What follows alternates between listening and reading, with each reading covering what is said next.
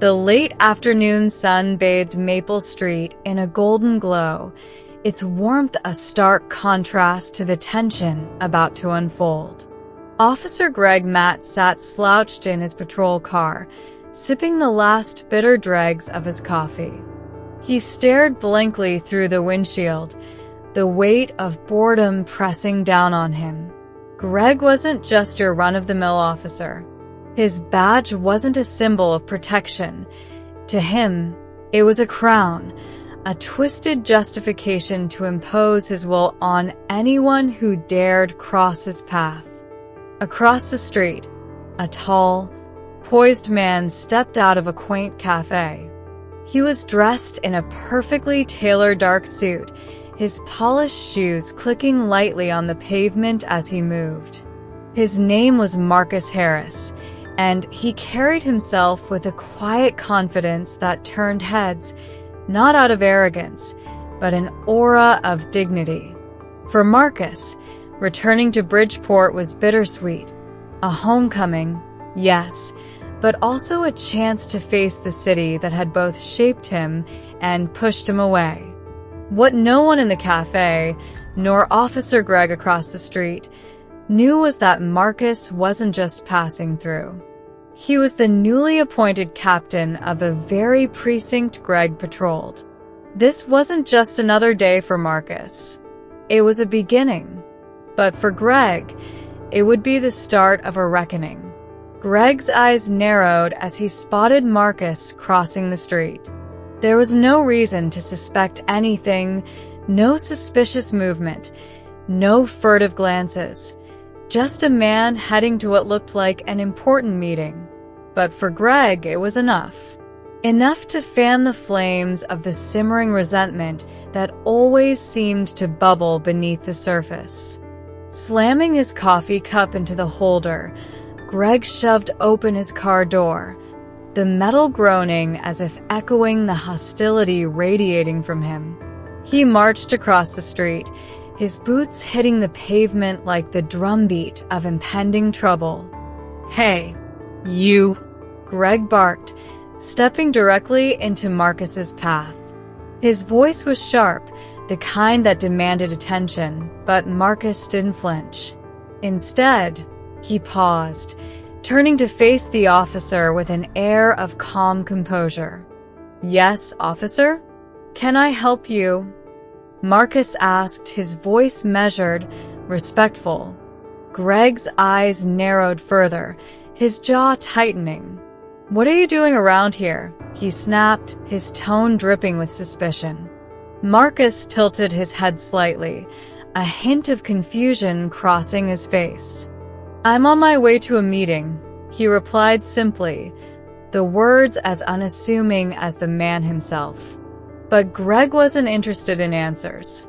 His gaze swept over Marcus like a searchlight, finding nothing but creating trouble where there was none. "You look like you're up to no good," Greg sneered. "Got any ID on you?" Marcus nodded, moving slowly as he reached into his jacket. "Of course. I'd be happy to show you my ID," he said, his movements deliberate, his voice calm. But before Marcus could pull out his wallet, the situation took a dark, jarring turn. Greg's eyes flared, his temper igniting like a match struck against dry kindling. "Don't act like you're some kind of big shot," he spat, grabbing Marcus's arm roughly. Then, in a flash, it happened. Greg's fist shot forward, landing hard against Marcus's cheek. The force of the blow sent Marcus stumbling back a step, his hand instinctively reaching up to his face. A hush fell over the street, the few bystanders frozen in shock, their faces a mirror of disbelief. Greg stood there, breathing heavily, a smug grin curling at the corner of his mouth. "Maybe now you'll learn some respect," he muttered, his tone thick with condescension. Marcus straightened, his hand falling from his face. This time, his eyes held a different kind of calm, a commanding presence that felt almost tangible. He stood taller, his shoulders squared, his gaze locking onto Greg with unshakable resolve. "You just made a big mistake, officer," Marcus said, his voice low but unyielding.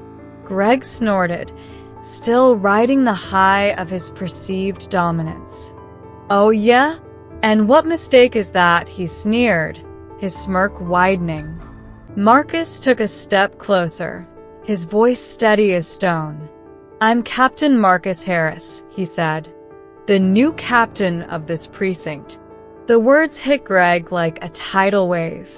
His smirk evaporated, his face draining of color as the reality of the situation began to sink in. He blinked, his bravado crumbling like a poorly built house in a storm. What did you say?"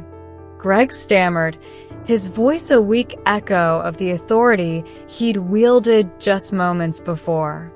"I said," Marcus repeated, his voice cutting through the thick silence like a blade, "I'm your new captain. And you just assaulted me." Greg's entire body seemed to deflate, his confidence melting away under the weight of those words. For a few excruciating moments, time seemed to stop. The street held its breath, the world narrowing to just two men locked in a battle of authority, one man's arrogance unraveling against the other's unshakable resolve. Greg stood frozen, his mind struggling to process the words that had just escaped Marcus's lips. The new captain? The thought buzzed in his mind like an annoying fly, relentless and impossible to shake. He had just punched the new captain of his precinct. How could he have been so blind, so stupid? For a moment, Marcus didn't move, his eyes locked on Greg's, reading him like an open book. Then, slowly, deliberately, Marcus reached into his jacket, pulling out his wallet. Greg watched, motionless, as Marcus took out an official ID card. He didn't speak. He didn't need to.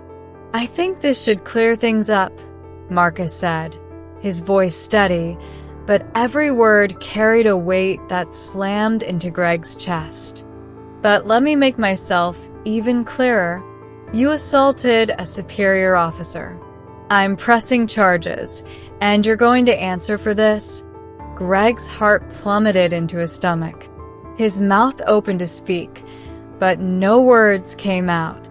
The arrogance he had felt moments before, the fire, the pride, the sense of control, had been snuffed out, leaving nothing but an overwhelming, suffocating dread.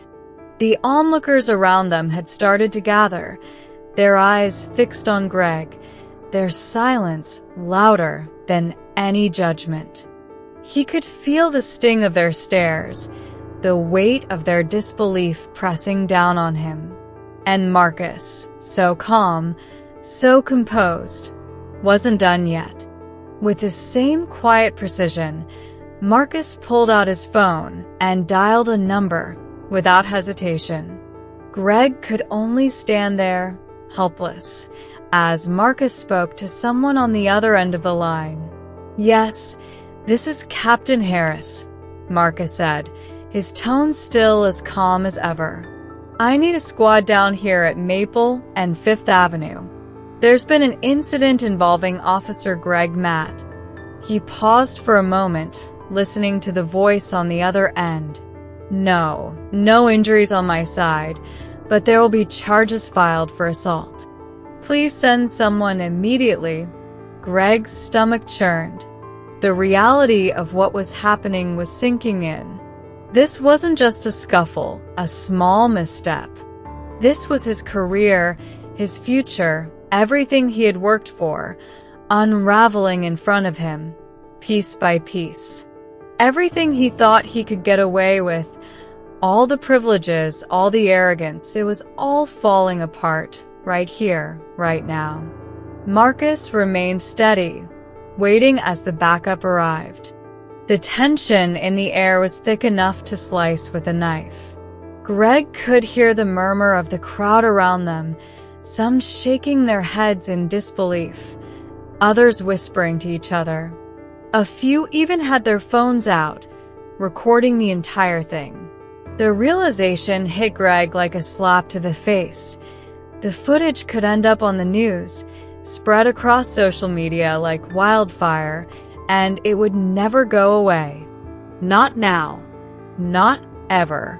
The sirens cut through the air, and within moments, 2 squad cars pulled up. Greg watched as officers stepped out, their expressions unreadable, but the weight of their arrival was like a punch to his gut.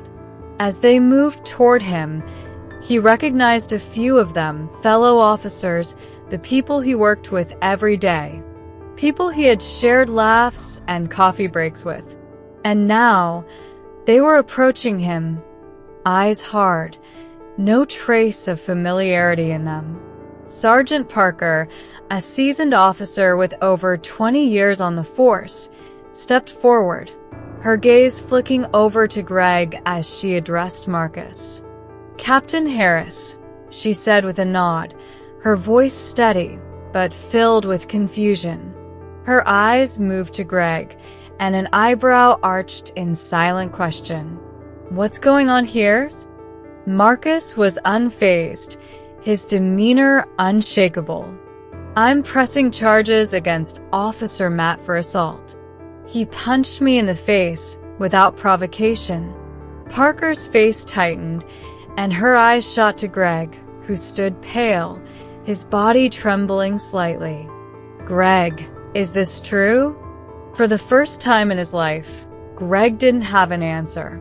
He opened his mouth to speak, but the words wouldn't come.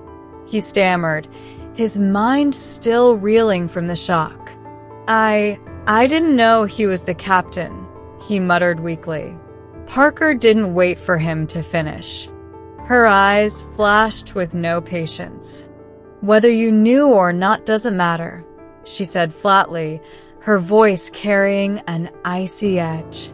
"You assaulted a superior officer." She turned to the other officers, her voice calm but firm. "Cuff him." 2 officers, men who Greg had shared countless hours with, stepped forward.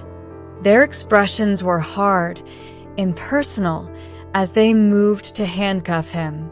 And Greg, knowing that it was over, didn't resist. He couldn't. He was already defeated.